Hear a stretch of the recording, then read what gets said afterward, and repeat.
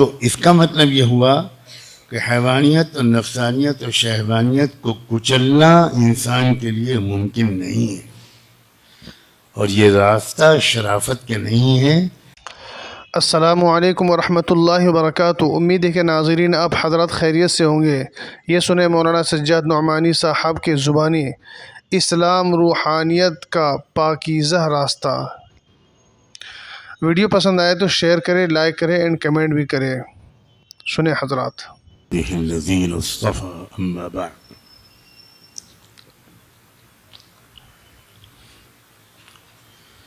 اعوذ باللہ من الشیطان الرجیم، بسم اللہ الرحمن الرحیم۔ ان اللہ مع الذین اتقوا والذین هم محسنون۔ سبحان ربک رب العزة عما یصفون وسلام علی المرسلین والحمد للہ رب العالمین۔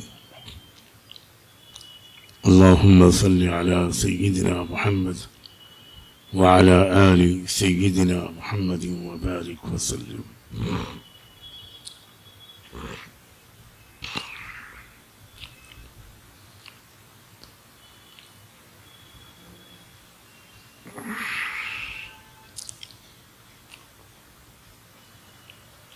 انسان کا مزاج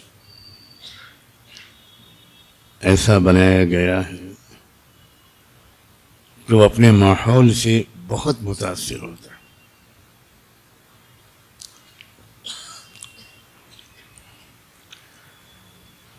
ہے۔ غافل انسان بھی مسجد کے ماحول میں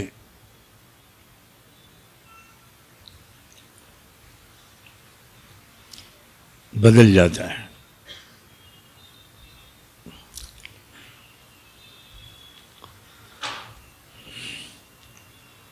اس کے خیالات، اس کی توجہات،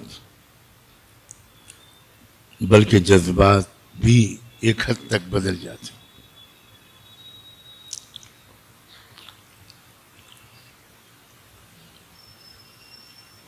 کسی ایسی محفل میں بیٹھتا ہے جب انسان،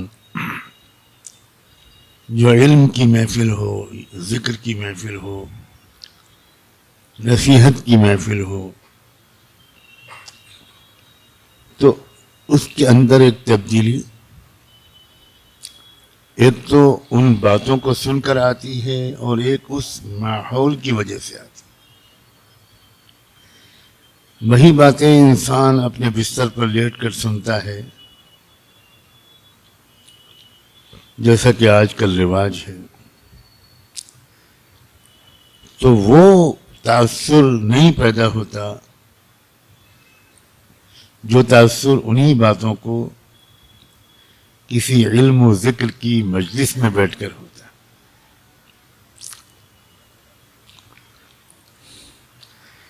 ایک اچھا خاصا انسان جو غافل کہلائے جانے کا مستحق نہیں ہے، وہ بھی بازار کے ماحول میں یقیناً متاثر ہوتا ہے۔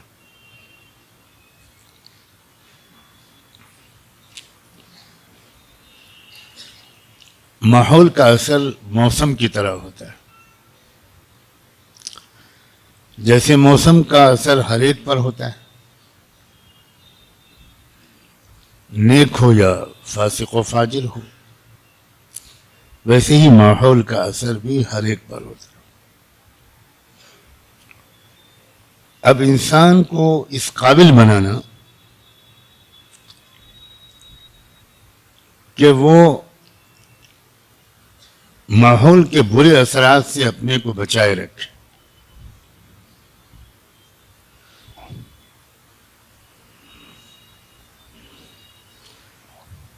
یہ بہت اہم اور ضروری ہے۔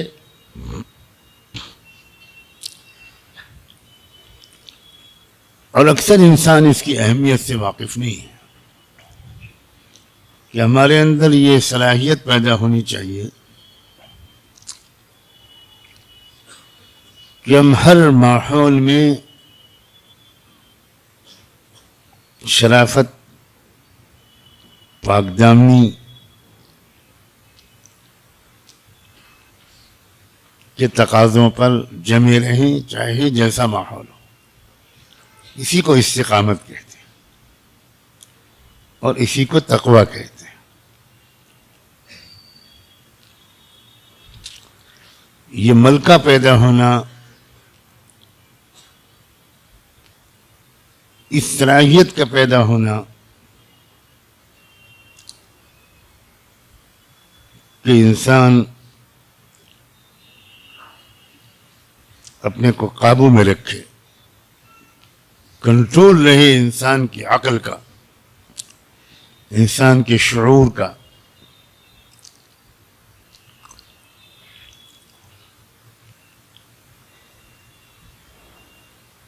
انسان کے انسانی پہلو کا غلبہ رہے، نفسانی، شہوانی، حیوانی پہلو اس پر غالب نہ ہونے پائے. نفسانی، شہوانی اور حیوانی پہلو کی بھی انسان کو ضرورت ہے.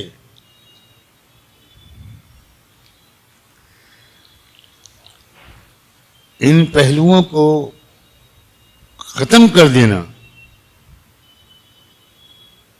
یہ فطرت کے مطابق نہیں ہے، اس لیے شریعت کے بھی مطابق نہیں. واہ رے روحانیت!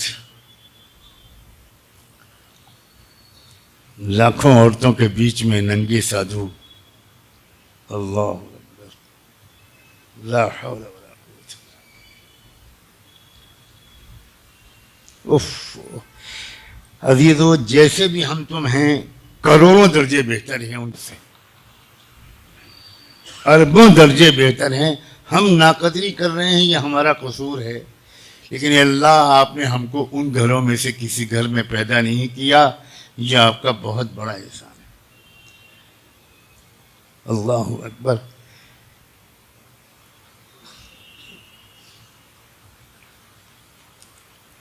اتنی تعلیمی ترقی، اتنی سائنسی ترقی کے دور میں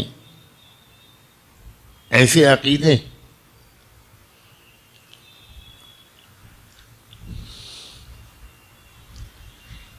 ایسے توہمات. اب تو پوری دنیا نے دیکھ لیا کہ یہ کیا چیز ہے بھائی. اللہ اکبر.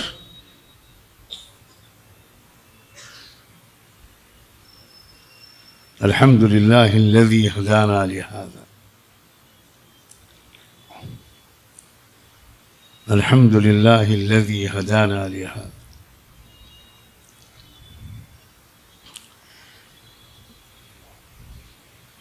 نفسانیت، حیوانیت اور شہوانیت کو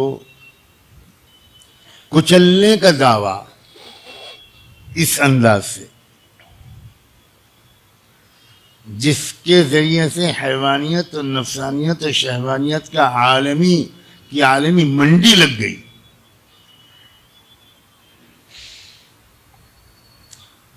تو اس کا مطلب یہ ہوا کہ حیوانیت اور نفسانیت اور شہوانیت کو کچلنا انسان کے لیے ممکن نہیں ہے، اور یہ راستہ شرافت کے نہیں ہے.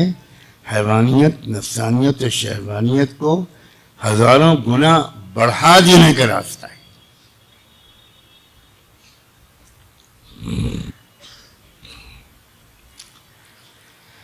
اسلام نے راستہ دیا ہے بڑا پیارا، معتدل، شریفانہ، ممکن، آسان، فطری.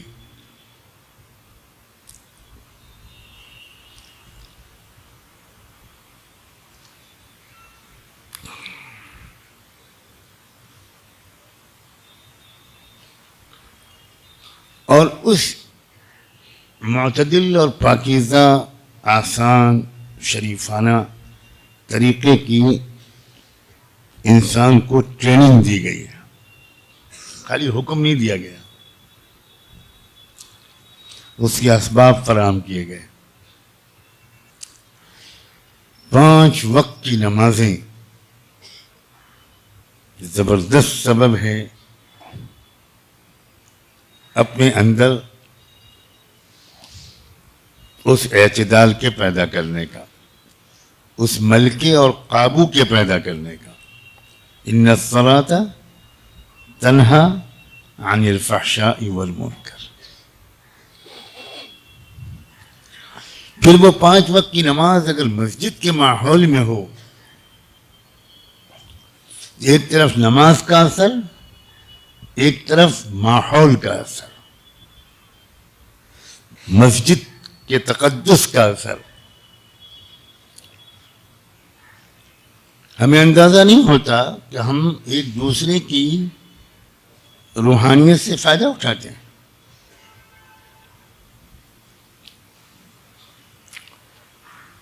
یہی نماز جب ہم اکیلے پڑھتے ہیں تو آپ خود بتاؤ اس نماز کی کیفیت میں اور جو جماعت کے ساتھ پڑھتے ہیں اس میں فرق ہوتا ہے کہ نہیں ہوتا؟ پھر وہ جماعت جب بڑی ہوتی ہے تو اور زیادہ اثر ہوتا ہے۔ ایک عجیب سا صاف ستھرا ماحول ہر ہفتے اور ہر روز 5 وقت کی نمازوں میں، پھر ہر ہفتے اللہ تعالیٰ ہمیں دیتا ہے۔ غیر شعوری طور پر بھی اس ماحول میں آنے سے فائدہ ہوتا ہے، اور اگر کسی کو شعور و استحضار نصیب ہو جائے تب تو کیا کہنے۔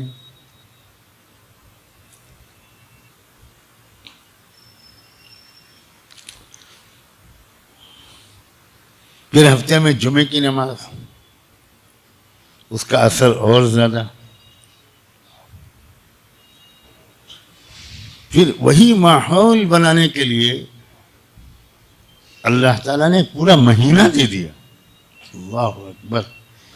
یہ اللہ تعالیٰ کی تربیتی کورس کا شاہکار ہے، پورا مہینہ۔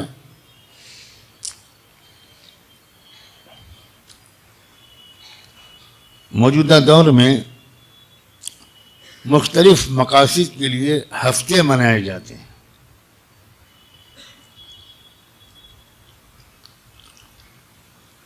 جیسے ٹریفک ویک،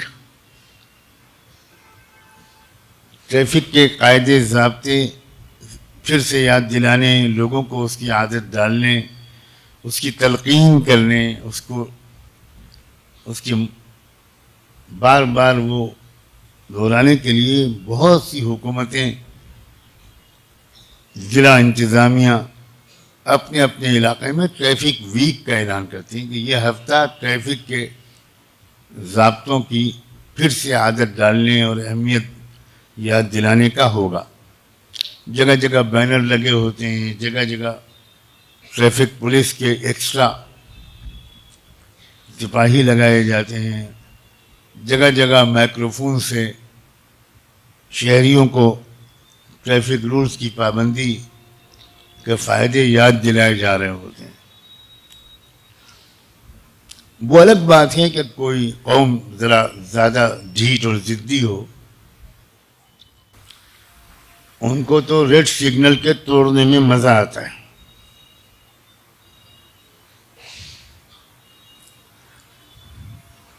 ایسے ہی لوگ وہ بھی ہیں جن کو جمعہ ملے یا رمضان ملے ان پر کوئی اثر نہیں پڑتا، کوئی اثر نہیں پڑتا۔ رمضان تقوی کی مشق کا ایک سالانہ ایک پورا تربیتی کورس ہے۔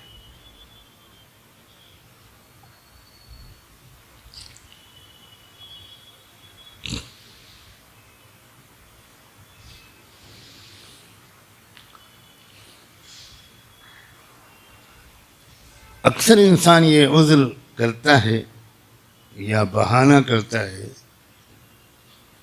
کہ میں بہت چھوڑنا چاہتا ہوں مگر میں گناہ چھوڑ نہیں پا رہا ہوں، اس سے گناہ چھوٹتا نہیں۔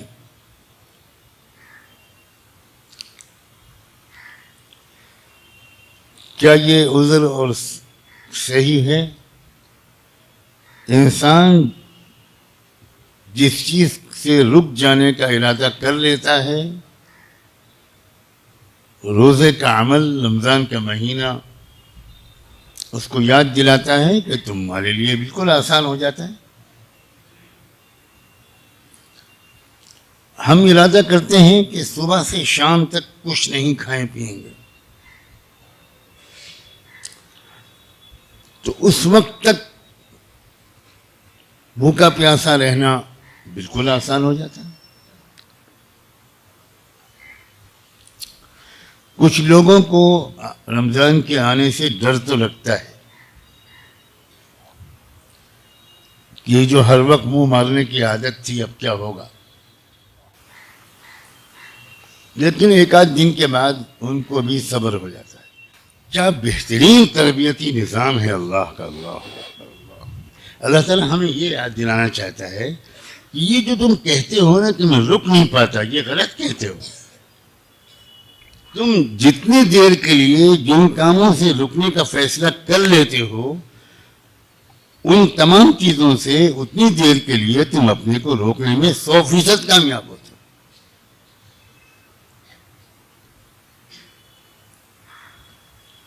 تو تم یہ ارادہ کرو کہ ہم جیسے صبح سے غروب شمس تک حلال چیزوں سے بھی اپنے کو روکے رکھیں گے، ویسے ہی زندگی بھر حرام چیزوں سے اپنے کو روکے رکھیں گے۔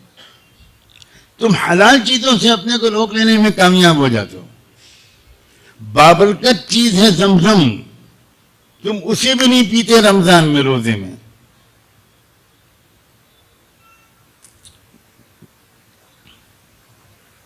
تو پھر اس کا مطلب یہ ہے کہ روکنے کی صلاحیت تمہارے اندر ہے، مگر تم جتنی دیر روکنے کا ارادہ کرتے ہو اتنی دیر تم اپنے کو روک لینے میں کامیاب ہو جاتے ہو۔ پوری زندگی اپنے کو روک لینے کا فیصلہ کر لو، کامیاب ہو جاؤ گے۔ ارادے کی طاقت یاد دلاتا ہے رمضان، ارادے کی طاقت اس غلط فہمی سے نکالنا چاہتا ہے رمضان کہ میں کر نہیں سکتا۔ بالکل نہیں۔ تم جب یہ ارادہ کرتے ہو کہ دن بھر کے روزے کے بعد، چاہے تم مزدور ہو، دن بھر تھکے ہوئے ہو روزے میں، ملازم ہو، کارکن ہو، کچھ ہو، تم جب یہ ارادہ کرتے ہو کہ رمضان میں پھر رات میں عشاء کے بعد 20 رکعت اور پڑھوں گا، تو آسان ہو جاتا ہے۔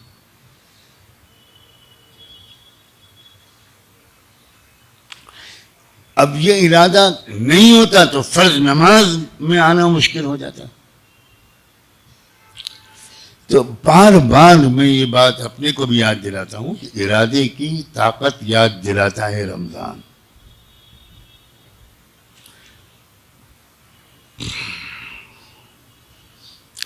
اور ارادے کی طاقت سے اپنے کو غلط کاموں سے روکے رکھنے کا نام ہی تقویٰ ہے۔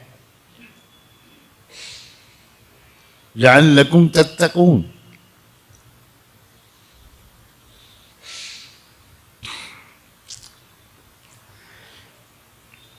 ظاہر ہے کہ رمضان کے روزے میں بھی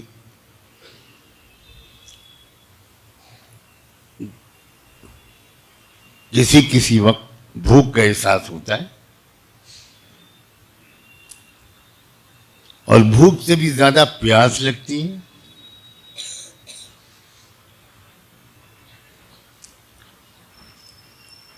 پھر بھی اتنی احتیاط کرتے ہیں ہم کہ وضو کرتے وقت بھی کلی میں خیال رکھتے ہیں کہ بس پانی کہیں اندر، ایک قطرہ بھی اندر نہ اتر جائے۔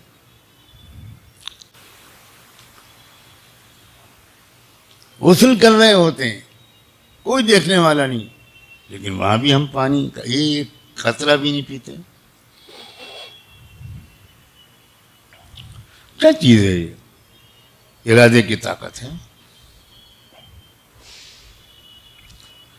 اب جو انسان اس ارادے میں کامیاب ہو رہا ہے وہ یقیناً اس ارادے میں کامیاب ہو سکتا ہے کہ کہ میں کوئی ایسا کام نہیں کروں گا جو مجھے نہیں کرنا چاہیے.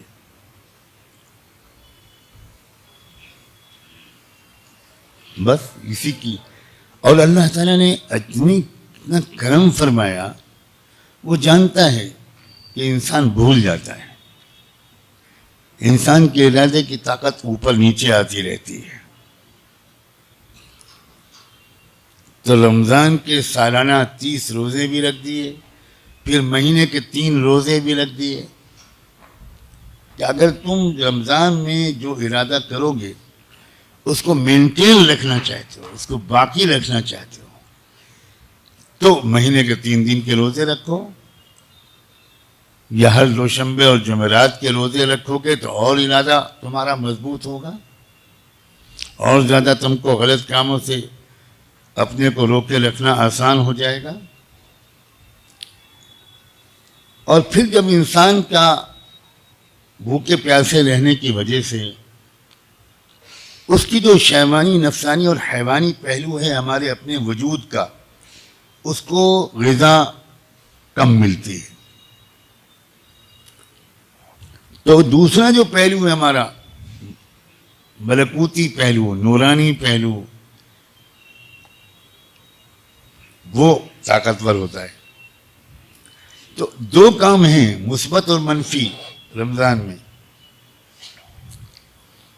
ایک طرف تو حیوانی پہلو کو غذا کم ملتی ہے، دوسرے روحانی پہلو کی غذا بڑھ جاتی ہے. 100% تجربہ ہے کہ تلاوت کی مقدار بڑھ جاتی ہے،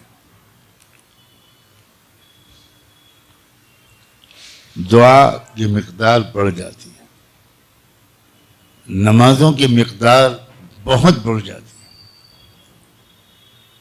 سال بھر جو تہجد نہیں بھی پڑھ پاتے وہ بھی رمضان میں اکثر تہجد پڑھ لیتے ہیں. اور پھر تراویح تو ہے ہی. تو ایک پہلو کو مضبوط طاقتور کرنے والی غذا کم کر دی گئی، دوسرے پہلو کو طاقتور بنانے والی غذا بڑھ گئی. تو ہر سال رمضان سے انسان نکلتا ہے اکثر و بیشتر پاک صاف.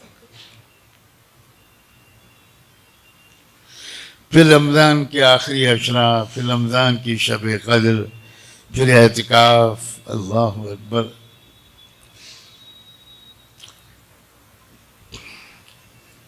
اب ظاہر ہے کہ اس انسان کو خوشی منانا چاہیے کہ اللہ نے مجھے پاک صاف کر دیا، دھل گیا، میں ایک نئی پیدائش مجھے مل گئی. تو خوشی مناؤ. اللہ تعالیٰ نے کہا بالکل خوشی مناؤ. اس سے زیادہ خوشی منانے کی چیز کیا ہے؟ اب خوشی منانے کا طریقہ بھی اللہ نے عجیب شاندار دیا. عید الفطر لِتُكَبِّرُوا اللَّهَ عَلَى مَا هَدَاكُمْ وَلَعَلَّكُمْ تَشْكُرُونَ. یہ رمضان کا شکرانہ ہے. یہ روزے، تراویح، تلاوت، ذکر، تہجد، اس سب کی توفیق کا شکرانہ ہے. اب شکر ادا کرنے کا انداز بھی کتنا مہذب، کتنا پاکیزہ، کتنا شریفانہ. اور بھی قومیں خوشی مناتی ہیں. اس دن شریف لوگ اپنے کمرے کے دروازے، کھڑکیاں سب بند کر دیتے، اور جب وہ باہر نکلتے ہیں شام کو تو ان کی سفید کار 7 رنگوں سے رنگی ہوتی. ان کو پہچاننا مشکل ہوتا ہے یہ میری کار ہے. نیلا رنگ پڑا ہوا ہے، اودا پڑا ہوا ہے، لال پڑا ہوا ہے، پیلا پڑا ہوا ہے. خوشی منانے کا یہ انداز دیکھو، اور ایک انداز وہ دیکھو جو ہمیں نصیب ہے. صاف ستھرے کپڑے پہنو، عطر لگاؤ، خوشبو لگاؤ، اور جاؤ سجدے میں گر جاؤ سب مل کر ایک جگہ پر. شکر ادا کرو. اور راستے بھر بھی کیا کرتے ہوئے جاؤ؟ اللہ اکبر، اللہ اکبر، لا الہ الا اللہ واللہ اکبر اللہ اکبر وللہ الحمد. کیا شریفانہ زندگی ہے، کیا شریفانہ دین ہے اسلام.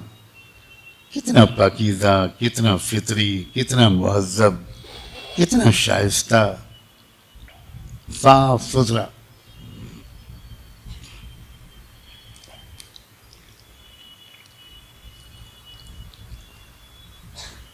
اور پھر عجیب بات ہے، آپ جا رہے ہیں عید کی نماز ادا کرنے،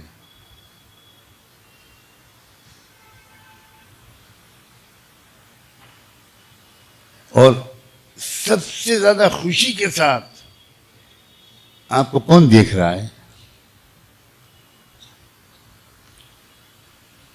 آپ کے والدین، آپ کے دوست احباب، رشتہ دار، کون دیکھ رہا ہے آپ کو؟ اللہ تعالیٰ عرش الہی پر سے آپ کو دیکھ رہا ہے.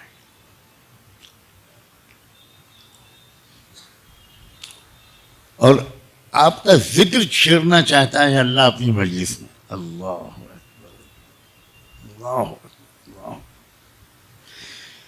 اس لیے فرشتوں سے پوچھتا ہے کہ یہ لوگ کہاں جا رہے ہیں؟ کیا اللہ کو نہیں معلوم؟ نہیں. انسان کو اپنے محبوب کے تذکرے کے کرنے اور سننے میں لطف آتا ہے. اب اللہ تعالیٰ پوچھتے ہیں فرشتوں، یا اللہ یہ آپ کا شکر ادا کرنے جا رہے ہیں، یہ کیا مانگنے جا رہے ہیں؟ اللہ آپ سے جنت مانگنے جا رہے ہیں، مغفرت مانگنے جا رہے ہیں. اشہدکم یا ملائکتی بعزتی و جلالی. فرشتوں سے اللہ کہتے ہیں میں تم سب کو گواہ بناتا ہوں، اپنے عزت و جلال کی قسم کھا کے کہتا ہوں کہ ان سب کو میں نے معاف کر دیا، ان سب کو. اور یہ جس کے لیے دعا کریں گے ان سب کو میں نے معاف کیا. اللہ اکبر.